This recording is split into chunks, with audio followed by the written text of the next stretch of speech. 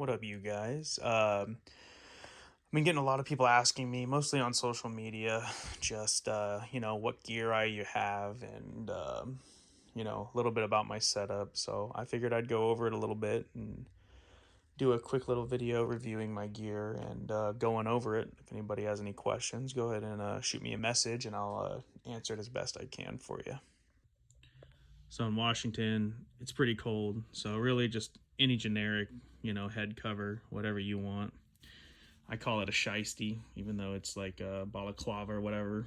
But good for when it's really freaking cold. For my riding shoes, I have some Alpine Star Sector Vintage shoes. I literally got them on Amazon.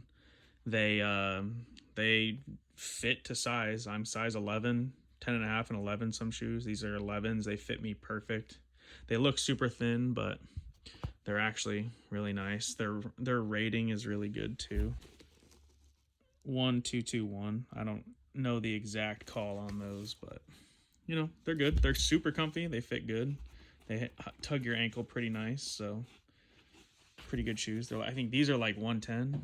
I'll try and link most of this gear. It's all personal preference for the gear, but if you guys want it, then I'll shoot some links at you. Gloves are really personal preference. I got these over at my local motorcycle shop. They were like, $70. I think they're Rex is the brand.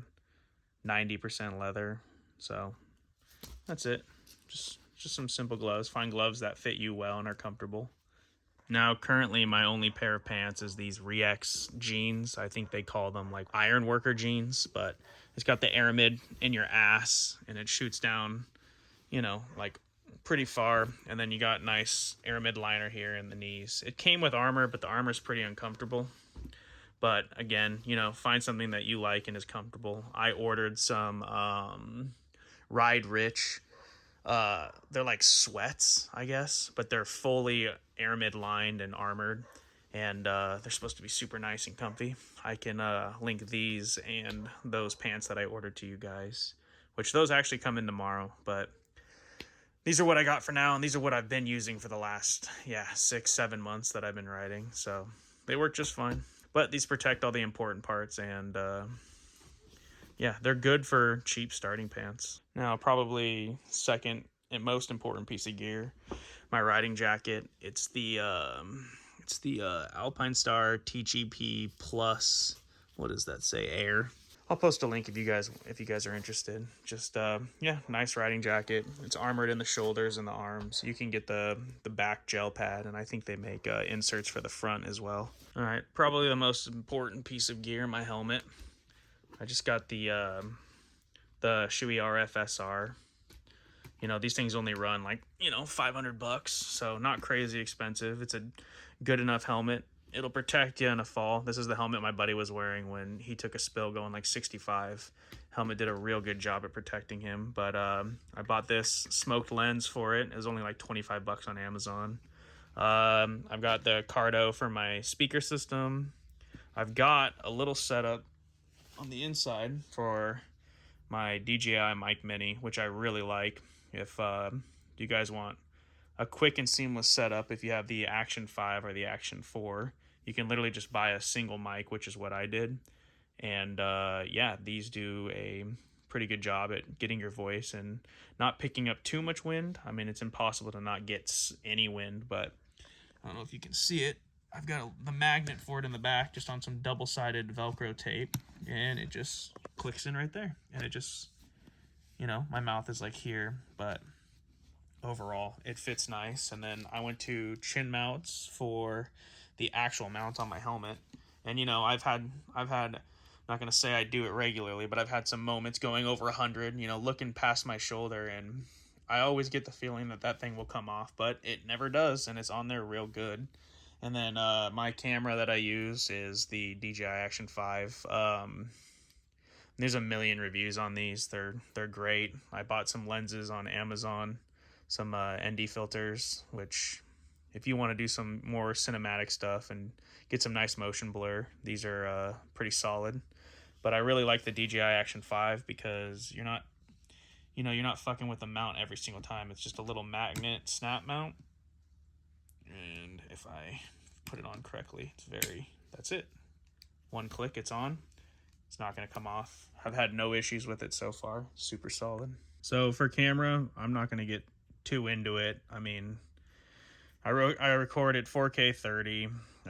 You know, there's a ton of reviews on these and how to set them up for your moto vlogging. You know, I just took some basic stuff from everyone else and, you know, tried to mimic it. You know, 4K 30, do 1/60, that shit. EV is based on what you're doing. I normally do 100 over 3200 for my ISO. Keep it in manual mode, and yeah, and then my everything else I turn off, and right around 5800K or 6K for your lighting. And then my mic, for my mic mini, I always keep it at -12 gain, and that normally does a decent enough job on all my recordings. So yeah. Oh, and just some minor stuff. When I'm recording at 4K 30, I mean, I can get upwards of an hour and a half to 2 hours of footage off of one battery. And then a secondary recorder that I use is the DRO5X. You know, it's $65 on Amazon. It's not super expensive or anything. It does a good enough job. Most of my audio that you guys will hear just riding around is just this thing in my rear seat, right under the rear seat. Skirt. Yeah.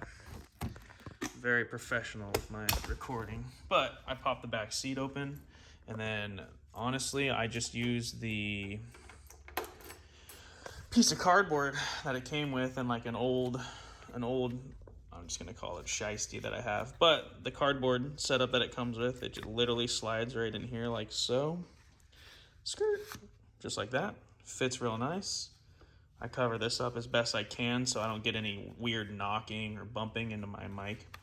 And yeah, for my phone mount that I use for my bike, I got quad lock. You know, got to buy your case and buy the mounting system. They have a bunch. I was thinking about getting the one to go inside my mirror mount.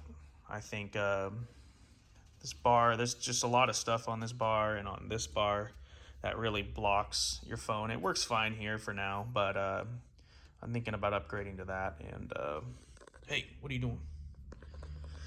Yeah, it's worked for me so far. I had it on my last bike on the 450, and I've had it for the 900 now, and it works really nice. All right, as I was saying, I'm now on the DJI here and not recording on my iPhone, but get that going like that. And I will sync it up post-edit. Lock it. Can't change any settings while it's locked. Make sure you're blocking all your metal pieces right.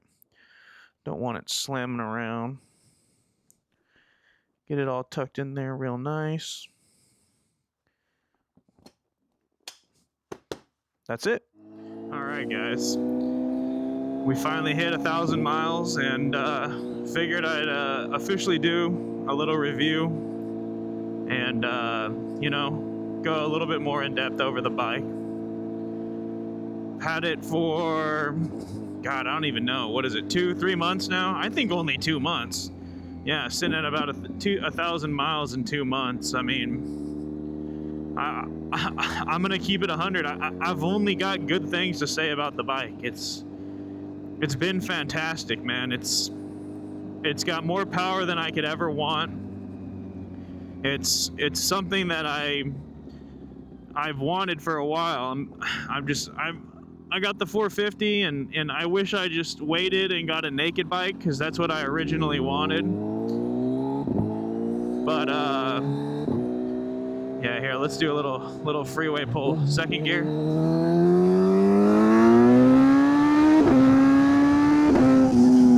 Woo! Quick little 90. Go back to more appropriate speeds. But it's fantastic. The bike is quick, man. I mean, it's got more horsepower, like I said, than I could ever want. I finally got it into full power KTRC1 on most days. If it's rainy or it's really cold out, I'll put it back to 2, maybe even 3. But oh man, ever since dropping it to 1, you know, half power in first gear, I'm popping a wheelie. Like I don't even want to pop a wheelie, and I'm popping wheelies. But I'm starting to, you know, slowly, progressively get better and learn the bike and feel the bike. It's a lot. It's a lot when I've never done any of this before. So yeah, you know, just really taking my time with it and trying to learn it correctly and not go overboard. And that's been my biggest thing with this motorcycle is it's a lot more than I need, and I know that, and that's exactly why I'm trying to take it as slow as possible. But you know, just some small facts about me and the bike. I'm sitting right around 5'11". I'm about 215, 220, 32-inch inseam. I sit super comfortably on this bike. You know, it's naked, so you're sitting upright, of course. It's got great ergo.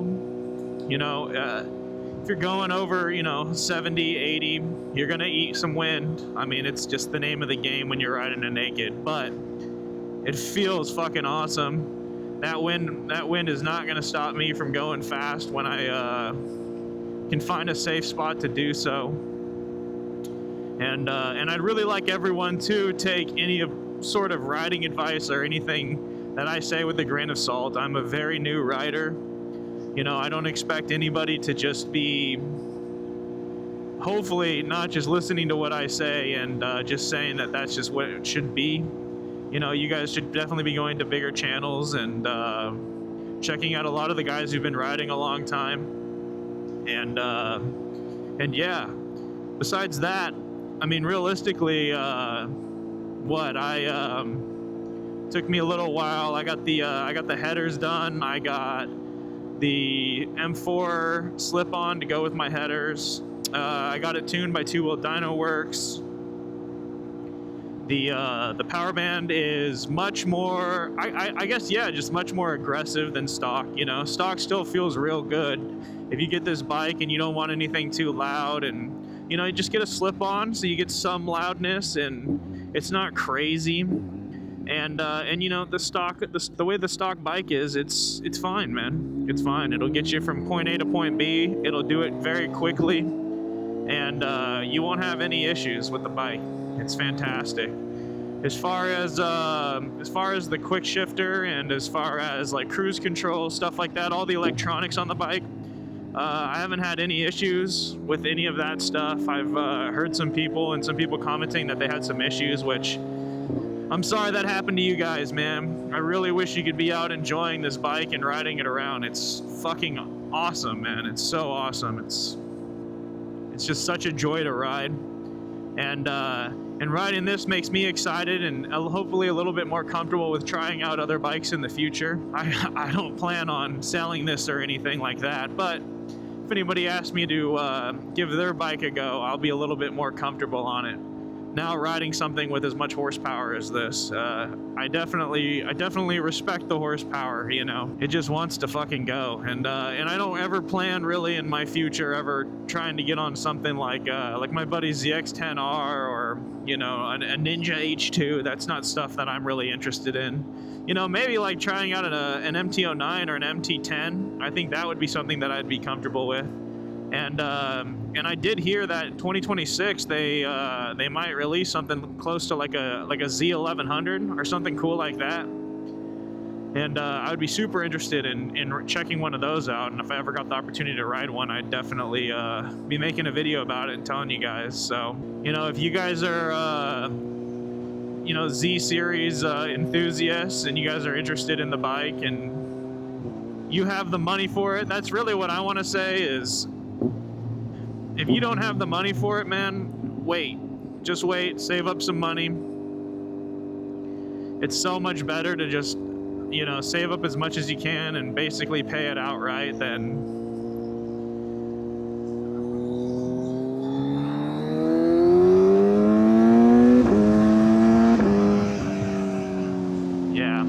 save up your money, pay it off outright, and you know, don't do something dumb like put yourself in fucking, you know, $12,000, $13,000, $14,000 in debt to buy this. realistically, the only reason why I upgraded from my CF Moto to this so quickly is because I found a dealership in Oregon that had no crate, no setup, and they had almost $1,000 under MSRP. I paid $10,800 out the door for this Z900SE, and yeah, I mean,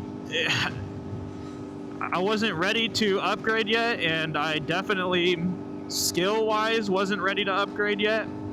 But being able to pick this up and learn on it, really, I just have a lot of respect for the bike. I mean, that's really all it is. I just,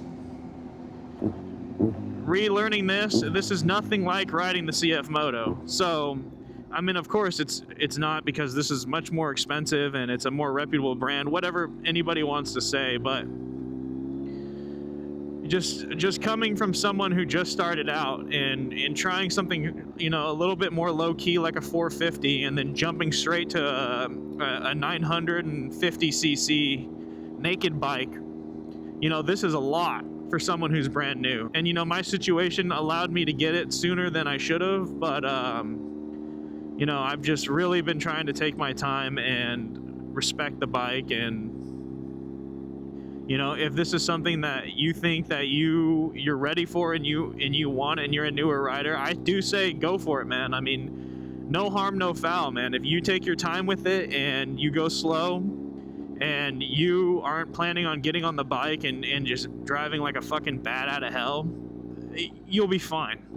You'll be fine. Between rain mode and the half power mode, this bike is easily rideable with anybody who's pretty new. As long as you're not someone super fearful, you should be okay.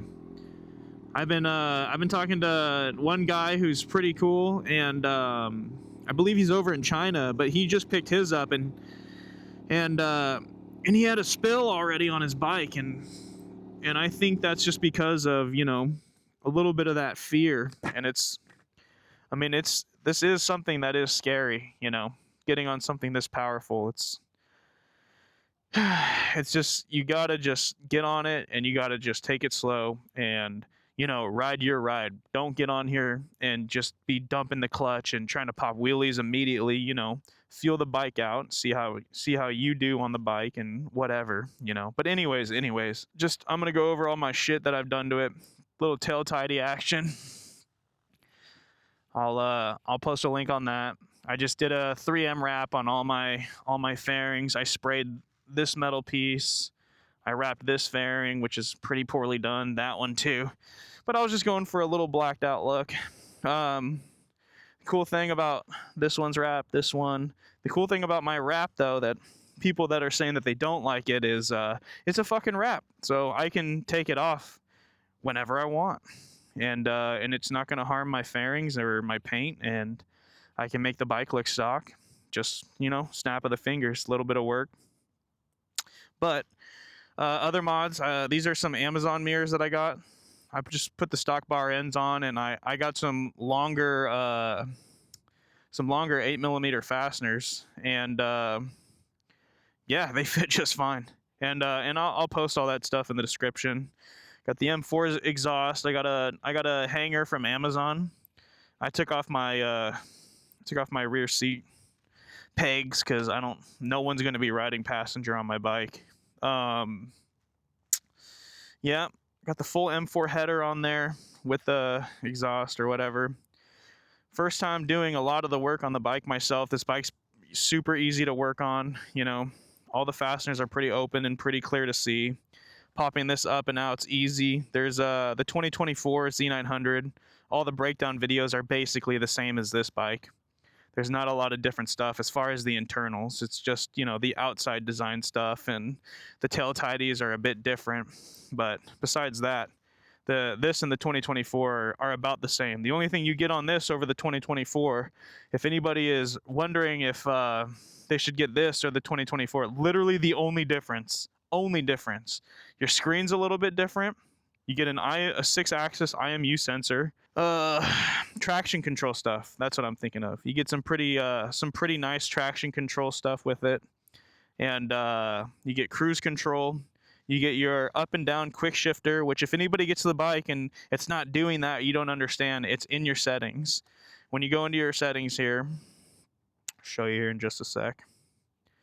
Hold your select button, go into your settings, and vehicle settings and KQS. That's your Kawasaki quick shifter. You got to turn that bad boy on if you want to access your up and down quick shifting. So, and other people talking to me too, pressing up on your selector pad here, up controls the left, down controls the right. So I got my odometer, trip A, trip B. I haven't set those at all. That's your engine heat. That's telling you your motor heat, which normally I actually keep it on that because I like to see where my temps are at. And then bottom, so range, that's like current range, which is weird. It's like, instead of telling you, oh, you have a 250 range, you have a 220 range, it says 100 plus or whatever, which is your max. And then average speed, total time riding the bike, I think I have 31 hours and 42 minutes on it. Battery tells you your lean left and right lean angles, which is cool. And that's your 6-axis IMU, like it's live on your screen, which there's 100 videos, you know, of people a little bit more reputable than me than, you know, telling people about their bikes, but it's active and live on this screen. You can change the other screen too. It's this one and then like a more linear flat one that doesn't have this info on it. But yeah, active miles per gallon. My average about 33.8, which someone was asking me about that. And I don't know if I told them the right information. I'm getting about 33.8. That's my average. On the freeway, I've seen my active one get up to like 48, which is pretty good with the full tune and a full header system. Got these little things to put my to put it up on its fucking stand, my little stand mounts. I still need to get slide protection. That's one thing I don't have on here yet is my slide protectors. The only ones that I've been able to see are the ones on Kawasaki's website, and they're like $300 fucking dollars after taxes. And I'm just like, I'm gonna wait for a company to release some cheaper ones because I'm not paying $300 for fucking frame sliders. If I crash this bike, I crash it. Saying that, I don't plan on crashing the bike. That's not what I'm saying. But if it happens, if it unfortunately happens, knock on wood. There you go. That's some wood right there, baby. Knock on wood. I'll just go through my insurance and I'll probably get the bike scrapped and go about it when it happens. But I'm hoping if I do take a spill on this thing, it's small and it doesn't damage the bike too bad, and I can ride it after. And yeah, that would be the goal there. But yeah, you know, I can't really think of anything else. If there's anything else that I missed that you guys want to know about or are interested in, let me know. I've been doing all the basic maintenance myself. It's pretty easy. The oil filter is just literally right down there, and then the nut for it is right under that little fairing. Yeah, man. That's really it. The bike's fantastic. It's fucking quick. It's got lots of torque. It's an inline 4. It's going to be a lot more linear than something like the MT-09. If you're looking to be a little bit more, you know, oh, I want to pop wheelies, I want to learn to do wheelies, I think the MT-09 is going to be a little bit more fun in that regard. This has a lot of top end power, especially tuned. You know, it hits real fucking hard. So, yeah, you know. If you guys have any other questions, just go ahead and shoot at me in the comments, and I'll do my best to get that information out to you guys or talk to you guys about it. So, yeah, that's going to be it for this video, guys, and hopefully be out riding some more. It's been getting really nice here in Washington, and yeah, I hope to get some cool shit out to you guys soon. Planning on some track stuff. Eventually, we'll see. You know, I mean, I still got to work every day, and I've got a life outside of riding, so I'll do my best to post content when I can, and if there's anything specific that you guys want to see, you know, shoot it in the comments, and I'll let you guys know.